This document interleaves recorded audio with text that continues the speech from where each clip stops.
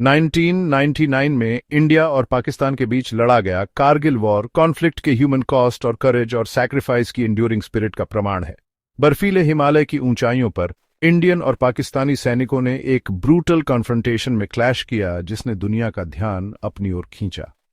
यह ऐसे कारगिल वॉर के मूल में जाता है, इसके कॉजेज, की बैटल्स और दोनों देशों पर पड़े प्रोफाउंड इम्पैक्ट की जांच करता है।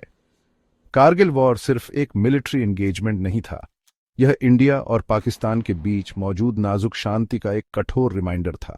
इस कॉन्फ्लिक्ट ने गहरे बैठे मिसट्रस्ट और एनिमोसिटी को एक्सपोजे किया जो उनके रिश्ते को प्लेग करते रहते हैं।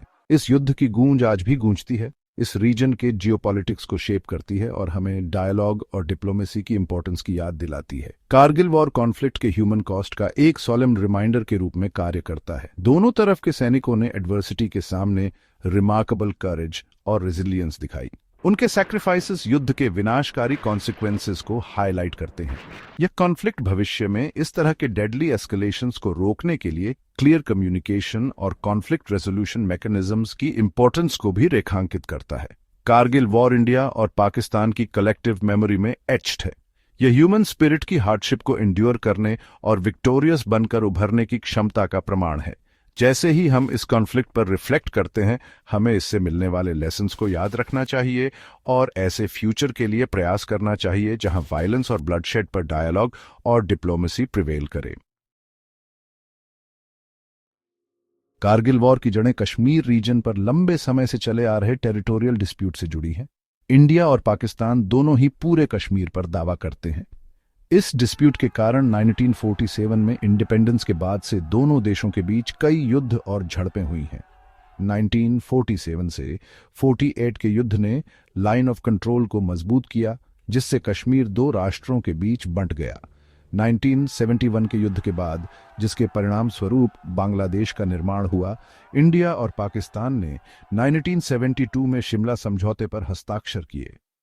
इस एग्रीमेंट का उद्देश्य पीसफुल डायलॉग के माध्यम से भविष्य के डिस्प्यूट्स को रिजॉल्व करना था। हालांकि टेंशन्स सतह के नीचे सिमर हुए। 1980s में सियाचिन ग्लेशियर कॉन्फ्लिक्ट ने दोनों देशों के बीच मिसट्रस्ट को और गहरा कर दिया। 1990s तक इंडियन एडमिनिस्ट्रेटेड कश्मीर में एक फुल ब्लोन इंसर्जेंसी शुरू हो गई थी। पाकिस्तान ने इंसर्जेंट्स को मटेरियल सपोर्ट प्रदान की, जिससे रिलेशंस में और तनाव आया। इस सपोर्ट को इंडिया ने कश्मीर पर अपनी पकड़ को डिस्टेबलाइज करने के डिलिबरेट अटेम्प्ट के रूप में देखा। इस रीजन में मिलिटेंसी के बढ़ने ने आग में घी डालने का काम किया, जिससे दोनों देश युद्ध के कगार पर आ गए। कारगिल वॉर वायलेंस का स्पॉन्टेनियस एरप्शन नहीं था, बल्कि दशकों से चले आ रहे अविश्वास, दुश्मनी और अनसुलझे मुद्दों का कल्मिनेशन था। कश्मीर डिस्प्यूट का स्थायी समाधान खोजने में दोनों देशों की विफलता ने कॉन्फ्लिक्ट के लिए एक वॉलेटाइल एनवायरनमेंट तैयार किया। कारगिल वॉर अनसुलझे टेरिटोरियल डिस्प्यूट्स के डेंजर्स और लंबे समय से चले आ रहे कॉन्फ्लिक्ट्स के पीसफुल सॉल्यूशंस खोजने की इंपॉर्टेंस का एक स्टार्क रिमाइंडर है। 1998 से 1999 की सर्दियों में भारी स्नोफॉल की आड़ में पाकिस्तानी फोर्सेस ने चुपके से लाइन ऑफ कंट्रोल पार करके इंडियन एडमिनिस्ट्रेटेड कश्मीर में घुसपैठ की। इस audacious operation, code name operation बदर, की मास्टरमाइंडिंग पाकिस्तानी सेना के तत्कालीन प्रमुख जनरल परवेज मुशर्रफ ने की थी। इस प्लान का उद्देश्य लाइन ऑफ कंट्रोल के साथ परसीव्ड वल्नरेबिलिटीज का फायदा उठाना और कारगिल सेक्टर में स्ट्रेटेजिक हाइट्स पर कब्जा करना था। पाकिस्तानी घुसपैठ ने इंडिया को ऑफ गार्ड पकड़ लिया। शुरुआती असम्पशन यह था कि घुसपैठ करने वाले कश्मीरी मिलिटेंट्स थे, न कि रेगुलर पाकिस्तानी सैनिक। पहाड़ी टेरेन और कठोर वेदर कंडीशंस ने डिटेक्शन और रिस्पॉन्स को मुश्किल बना दिया। घुसपैठियों ने जल्दी ही स्ट्रेटेजिकली इंपॉर्टेंट पीक्स पर खुद को स्थापित कर लिया, वाइटल इंडियन सप्लाई लाइंस को ओवरलुक किया और नेशनल सिक्योरिटी के लिए एक सिग्निफिकेंट थ्रेट पैदा की। पाकिस्तानी स्ट्रेटजी एक डेंजरस मिसकैलकुलेशन पर आधारित थी। उनका मानना था कि कारगिल की ऊंचाइयों पर कब्जा करके वे वाइटल श्रीनगर लेह हाईवे को काट सकते हैं। इससे सियाचिन में इंडियन फोर्सेस कट जाएंगी और इंडिया को कमजोरी की स्थिति से कश्मीर पर सेटलमेंट के लिए बातचीत करने के लिए मजबूर होना पड़ेगा। इसके अतिरिक्त पाकिस्तान को उम्मीद थी कि इंटरनेशनल कम्युनिटी इंटरवीन करेगा और दो न्यूक्लियर आर्म्ड पड़ोसियों के बीच फुल ब्लोन युद्ध को रोकेगा। पाकिस्तानी घुसपैठ की शुरुआती सफलता ने इंडियन डिफेंस एस्टेब्लिशमेंट में शॉक वेव्स भेज दी। इसने सीरियस इंटेलिजेंस फेलियर्स और इस तरह के ब्रेजन एक्ट ऑफ एग्रेशन के लिए लैक ऑफ प्रिपेयर्डनेस को एक्सपोज किया। कारगिल कॉन्फ्लिक्ट जल्दी ही एक फुल ब्लोन युद्ध में बदल गया, जिसने लगभग 3 दशकों से बनी हुई शांति के भ्रम को चकनाचूर कर दिया। इस कॉन्फ्लिक्ट ने एक बार फिर इंडिया पाकिस्तान रिलेशनशिप के वॉलेटाइल नेचर और इस रीजन में मिसकैलकुलेशन और एस्केलेशन की पोटेंशियल को हाईलाइट किया। इंडिया ने पाकिस्तानी अग्रेशन का स्विफ्टली और डिसाइसिवली जवाब दिया। घुसपैठियों को बाहर निकालने और लाइन ऑफ कंट्रोल की सैंक्टिटी को रिस्टोर करने के लिए ऑपरेशन विजय, जिसका अर्थ है विक्ट्री, शुरू किया गया था। इंडियन आर्मी ने इंडियन एयर फोर्स के समर्थन से पाकिस्तानी फोर्सेस द्वारा कब्जा की गई स्ट्रेटेजिक हाइट्स को रिक्लेम करने के लिए एक मैसिव काउंटर ऑफेंसिव शुरू किया। इस ऑपरेशन में ट्रेचरस माउंटेन टेरेन और हाई एल्टीट्यूड्स पर इंटेंस फाइटिंग शामिल थी। इंडियन आर्मी को एक फॉर्मिडेबल चैलेंज का सामना करना पड़ा। पाकिस्तानी घुसपैठिए फोर्टिफाइड बंकर्स में अच्छी तरह से जमे हुए थे और उन्हें हाइट का एडवांटेज हासिल था। हालांकि इंडियन सैनिकों ने रिमार्केबल करेज और डिटर्मिनेशन का प्रदर्शन किया। बेहद मुश्किल परिस्थितियों में लड़ते हुए उन्होंने धीरे धीरे लेकिन निश्चित रूप से दुश्मन को पीछे धकेल दिया। इस कॉन्फ्लिक्ट में 1971 के युद्ध के बाद से कुछ सबसे भयंकर लड़ाई देखी गई। कारगिल वॉर इंडियन सैनिक की ब्रेवरी और सैक्रिफाइस का प्रमाण था। युवा ऑफिसर से लेकर सीजन्ड वेटरन्स तक उन्होंने अटूट साहस और दृढ़ संकल्प के साथ लड़ाई लड़ी। इस कॉन्फ्लिक्ट में इंडिविजुअल गैलेंट्री और सैक्रिफाइस के कई कारनामे देखे गए। इन हीरोज की कहानियों ने देश को इंस्पायर किया और युद्ध के ह्यूमन कॉस्ट की याद दिलाई। इंडियन आर्मी का रिस्पांस सिर्फ मिलिट्री एक्शन तक ही सीमित नहीं था। इंटरनेशनल सपोर्ट की इंपॉर्टेंस को समझते हुए इंडिया ने एक डिप्लोमेटिक ऑफेंसिव शुरू किया। उसने इंटरनेशनल कम्युनिटी के सामने पाकिस्तान की इन्वॉल्वमेंट के अकाट्य प्रमाण पेश किए। यह डिप्लोमेटिक एफर्ट पाकिस्तान को डिप्लोमेटिकली आइसोलेट करने और उसे कारगिल सेक्टर से अपनी फोर्सेस वापस बुलाने के लिए मजबूर करने में क्रूशल साबित हुआ। कारगिल वॉर ने स्ट्रेटेजिक ऑब्जेक्टिव्स को प्राप्त करने के लिए मिलिट्री स्ट्रेंथ को डिप्लोमेटिक एफर्ट्स के साथ मिलाकर कॉन्फ्लिक्ट रेजोल्यूशन के लिए मल्टी प्रोंग्ड अप्रोच की इंपॉर्टेंस को हाईलाइट किया। सेक्शन 5 हाइट्स पर लड़ाई आग के नीचे साहस। कारगिल वॉर की विशेषता पृथ्वी के कुछ सबसे इनहॉस्पिटेबल टेरेन में लड़ी गई भयंकर लड़ाइयां थीं। हाई एल्टीट्यूड, थिन एयर और ट्रेचरस स्लोप्स ने ह्यूमन एंड्योरेंस की सीमाओं का परीक्षण किया। तोलोलिंग की लड़ाई, एक स्ट्रेटेजिकली इंपॉर्टेंट पीक, युद्ध की शुरुआती और सबसे भयंकर रूप से लड़ी गई लड़ाइयों में से एक थी। कई प्रयासों के बाद इंडियन फोर्सेस ने आखिरकार तोलोलिंग पर कब्जा कर लिया, जिससे पाकिस्तानी प्लान को एक बड़ा झटका लगा। एक और महत्वपूर्ण लड़ाई टाइगर हिल, एक प्रोमिनेंट पीक जो श्रीनगर लेह हाईवे को ओवरलुक करती थी, पर नियंत्रण के लिए लड़ी गई थी। टाइगर हिल की लड़ाई बेजोड़ बहादुरी और बलिदान की गाथा थी। इंडियन सैनिकों ने शीर ग्रिट और डिटर्मिनेशन के माध्यम से दुश्मन से टाइगर हिल को वापस ले लिया। टाइगर हिल पर कब्जा युद्ध में एक टर्निंग पॉइंट साबित हुआ, जिसने पाकिस्तानी ऑफेंसिव की कमर तोड़ दी।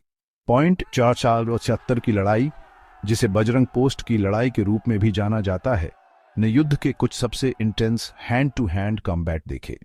कैप्टन विक्रम बत्रा, जिन्हें मरणोपरांत भारत के सर्वोच्च सैन्य सम्मान परमवीर चक्र से सम्मानित किया गया, ने दुश्मन की पोजीशन पर एक डेयरिंग असॉल्ट में अपने आदमियों का नेतृत्व करते हुए अपनी जान दे दी। उनके आखिरी शब्द, ये दिल मांगे मोर, इंडियन फोर्सेस के लिए एक रैलिंग क्राई बन गए। कारगिल वॉर ऐसी असाधारण साहस और बलिदान की कहानियों से भरा पड़ा था। लेफ्टिनेंट मनोज कुमार पांडे, ग्रेनेडियर योगेंद्र सिंह यादव और राइफलमैन संजय कुमार उन कई सैनिकों में से थे जिन्हें उनकी विशिष्ट बहादुरी के लिए परमवीर चक्र से सम्मानित किया गया था। ये कहानियां भारतीयों की पीढ़ियों को इंस्पायर करती रहती हैं और इंडियन सैनिक की अदम्य भावना का प्रमाण है। सेक्शन 6 हवाई अभियान ऑपरेशन सफेद सागर। इंडियन एयरफोर्स या IAF ने कारगिल युद्ध में एक क्रूशल भूमिका निभाई, ग्राउंड ट्रूप्स को वाइटल एयर सपोर्ट प्रदान किया और दुश्मन के पोजीशंस को टारगेट किया। ऑपरेशन सफेद सागर, जिसका अर्थ है सफेद समुद्र, 26 मई 1999 को शुरू किया गया था। IAF का प्राइमरी ऑब्जेक्टिव इंडियन आर्मी को क्लोज एयर सपोर्ट प्रदान करना, दुश्मन की सप्लाई लाइंस को इंटरडिक्ट करना और दुश्मन की लड़ने की क्षमता को डिग्रेड करना था। कारगिल में हवाई अभियान चुनौतीपूर्ण और अभूतपूर्व था।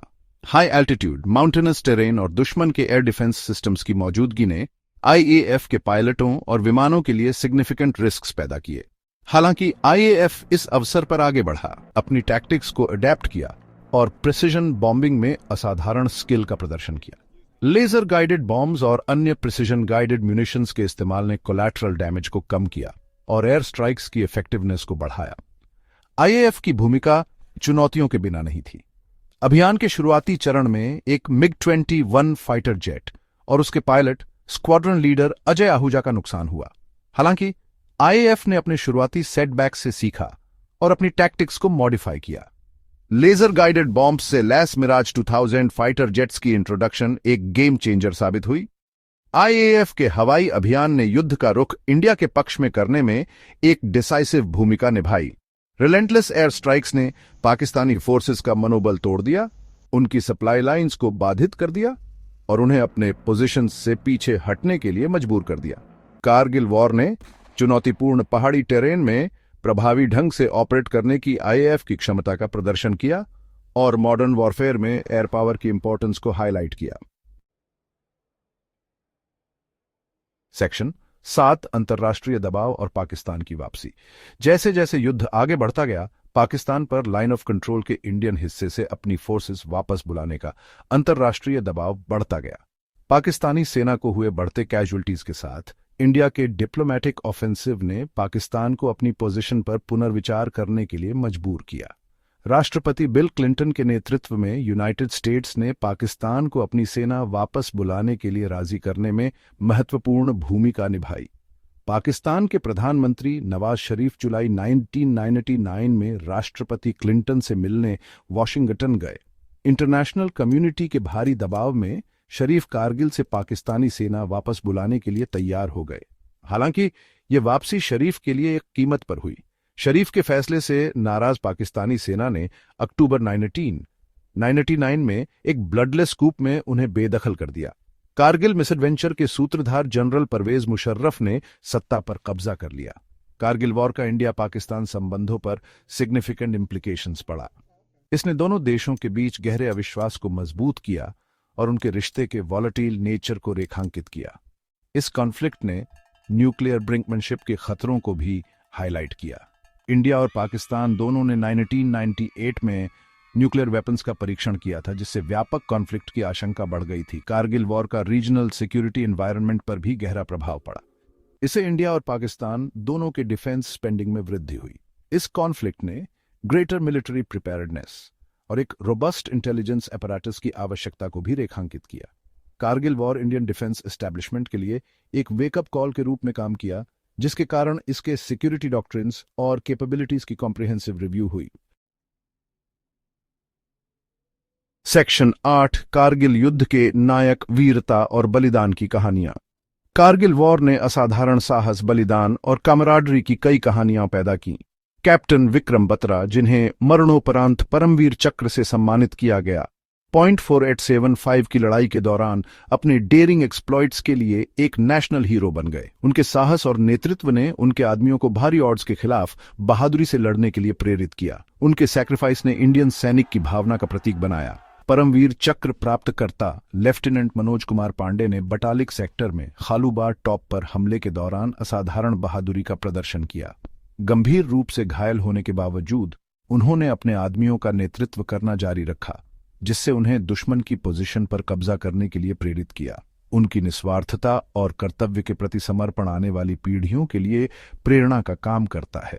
ग्रेनेडियर योगेंद्र सिंह यादव 19 साल की कम उम्र में परमवीर चक्र के सबसे कम उम्र के प्राप्तकर्ता बन गए। टाइगर हिल पर हमले के दौरान उन्होंने अकेले ही दुश्मन के बंकर को खत्म कर दिया, 4 पाकिस्तानी सैनिकों को मार डाला और उनकी मशीन गन को बेअसर कर दिया। कई चोट लगने के बावजूद वह लड़ते रहे, अपने साथियों को स्ट्रेटेजिक पीक पर कब्जा करने के लिए प्रेरित करते रहे।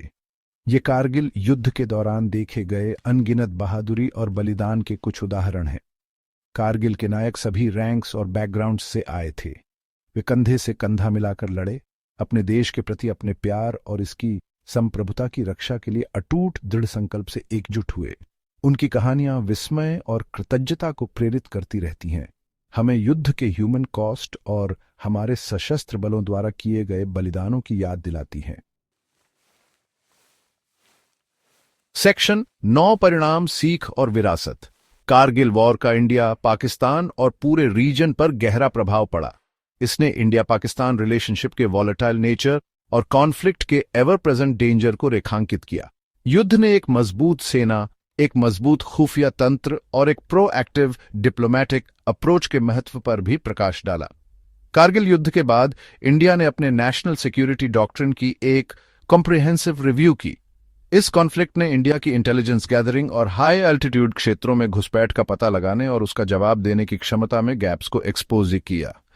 इसके कारण नई इंटेलिजेंस यूनिट्स का निर्माण हुआ, सर्वेलेंस इक्विपमेंट का आधुनिकीकरण हुआ और विभिन्न इंटेलिजेंस एजेंसीज के बीच बेहतर कोऑर्डिनेशन हुआ। कारगिल वॉर के कारण इंडिया के डिफेंस बजट में भी सिग्निफिकेंट वृद्धि हुई। इंडियन आर्मी को आधुनिकीकरण के लिए सब्सटैंशियल फंडिंग प्राप्त हुई, खासकर हाई एल्टीट्यूड वॉरफेयर, आर्टिलरी और एयर डिफेंस के क्षेत्रों में। इस कॉन्फ्लिक्ट ने इंडिजिनस डिफेंस प्रोडक्शन के महत्व को भी रेखांकित किया, जिससे डिफेंस मैन्युफैक्चरिंग में आत्मनिर्भरता पर अधिक जोर दिया गया। कारगिल वॉर देश की सीमाओं की रक्षा में इंडियन सशस्त्र बलों द्वारा किए गए बलिदानों की निरंतर याद दिलाता है। यह कॉन्फ्लिक्ट विवादों को शांतिपूर्वक हल करने में डायलॉग और डिप्लोमेसी के महत्व को भी रेखांकित करता है। जबकि कारगिल के निशान शायद कभी पूरी तरह से ठीक न हो, इस कॉन्फ्लिक्ट से सीखे गए सबक इंडिया की सिक्योरिटी पॉलिसी और रीजनल सिक्योरिटी चैलेंजेस के प्रति उसके दृष्टिकोण को आकार देते रहते हैं।